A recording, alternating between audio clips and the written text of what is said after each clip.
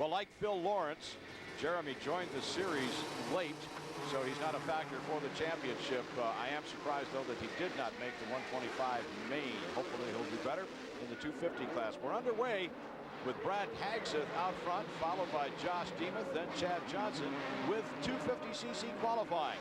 Now 125 qualifying is complete. We are looking for 2 main events out here tonight, and you'll see them both. So we're into 250s and a little bit different situation, different bikes to ride. Well, a little bit more power, you know. I respect these guys because they're able to run a 125 and then within 5-10 minutes jump on a 250 out here and show what they got. Josh Demuth, rider number 4, running in second place behind this guy, rider number 11, Brad Hagseth. Take another look at the start. Well, Brad, he got off really good here. He's got the Suzuki power down, and he's going to close the door on Josh as they go into that first turn, leaving Josh to really hang to that inside, but unfortunately not going to really get around him.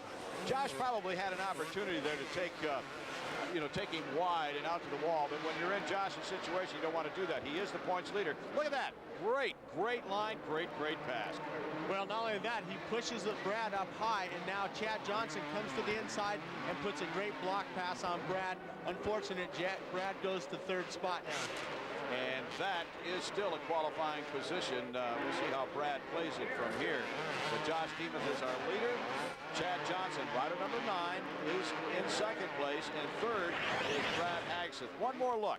Well, here it is. Like I said, he's on the outside of the whoops there, and Chad Johnson comes to the inside in a nice clean block pass. Didn't knock Brad down, but they both come away. They're now running 2nd and 3rd.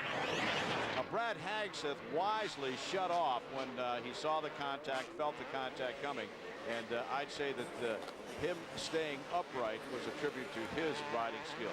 Demuth headed for the checkers. He gets it. He's in. And that's what I like about this kid. He's patient. He doesn't rush things out there.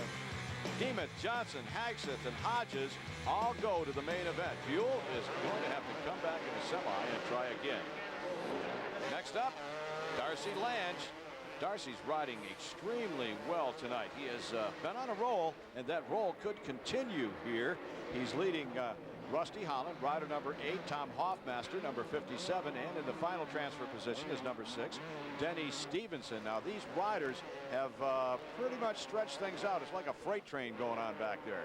Well, and that's just what they need, but Hoffmaster's not going to be happy with that 3rd. He's working on Holland right now, and that's the hardest guy out there to pass in Arenacross is Holland.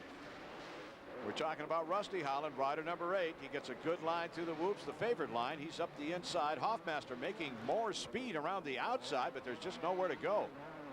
Well, he's trying him. He's going outside now. He's going to try to set him up, but DARCY LANGE out in front. I mean, the Kawasaki's working beautiful for him. It is indeed. He has it set up right for this racetrack and takes the win.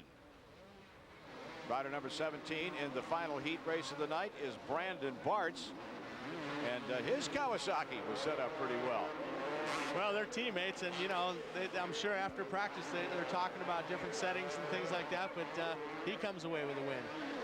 Brandon BARTZ, one of the up-and-coming young riders. Now, from the heat race number 2, here are the top qualifiers. Top 4 go to the main, and from the heat race we just watched. And then I had a chance to talk with Brandon BARTZ. Brandon, I think you found the secret to beating these guys. Yeah, it's called getting a hole shot. Yeah, feel really good out here tonight. I want to thank my mechanic and my dad, Brent Evans, and Denny BARTZ, 2 of the most important people me in racing right now. First heat race win of the year, and I'm going to keep going from here. Reminds me of Jim Holley. He's happy. A win's a win, and I'm glad to be in the winner's circle. We're into the semifinal.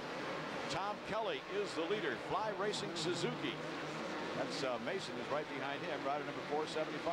Yeah, Mikey Mason out of Gardnerville, Nevada. Oh, but there now goes Mason. Whoa, what a drive. He got through that loop section, and they both got around that rider that was stalled. I'm amazed.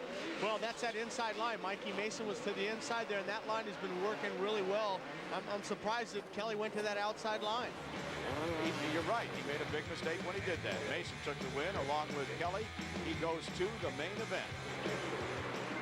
We're looking at last chance, and boy, that is tough. Jeremy BUEHL is in the last chance qualifier. It looks like he will make a main tonight, not the 125, but the 250.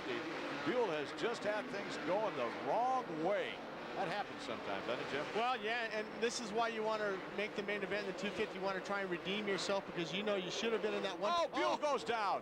BUEHL goes down all by himself. That gives the lead and eventual win, if he stays upright, to Mike Katin. They're both number 25s. Not to confuse things, but Katin has a little Y under his number. Well, let's look at Jeremy BUEHL. He goes into that right-hander good. He comes on the throttle a little bit too hard. The front end lifts up. There's a little bump right there. He tries to overcompensate, shut the throttle off, but high sides. I don't know. You win some, you lose some, I guess. I mean, that's tough to take after coming back and, you know, making all the mains with no problem, and then tonight having such a problem. I think I've kind of reached a point where I'm ready to, you know, to go faster and feeling comfortable on the bike, and it's kind of like growing pains again back in the old days. You know, the faster you go, sometimes you get off a couple times. Although a few times tonight I was helped down, and you know, that's Arenacross. Sometimes it goes easy and sometimes it doesn't.